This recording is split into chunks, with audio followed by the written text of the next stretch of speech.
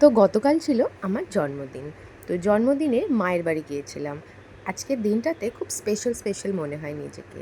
মা অনেক কিছু আয়োজন করেছিল। তার মধ্যে ছিল পোলাও, মাটন, চিকেন, পায়েস, চাটনি এসব। তো খাওয়া দাওয়া করে বাড়ি চলে এসে রেস্ট নিয়ে তারপর সন্ধেবেলা হাসব্যান্ড, আমি, ছেলে, মেয়ে সবাই মিলে চলে গিয়েছিলাম একটা রেস্টুরেন্টে। রেস্টুরেন্টটা কিন্তু খুব সুন্দর সাজানো গোছানো, আর সবথেকে বড় কথা খাবার দাবারের টেস্ট কিন্তু খুব ভালো। মানে অনেক সময় হয় না, অনেকগুলো ক্যাফেতে দেখতে ভালো, ছবি তুলতে ভালো, কিন্তু খাবারের টেস্ট ভালো হয় না। এখানে কিন্তু খাবারের টেস্ট ভীষণ ভালো ছিল। আর প্রত্যেকটা আইটেম ভীষণ ইউনিক।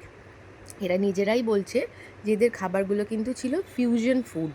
তো সব খাবার দাবার আমরা খেতে পারিনি, লাস্টের এই এই ডাক বাংলো আর ওই পরোটা বাবা আমি বাড়িতে প্যাক করে নিয়ে এসেছিলাম।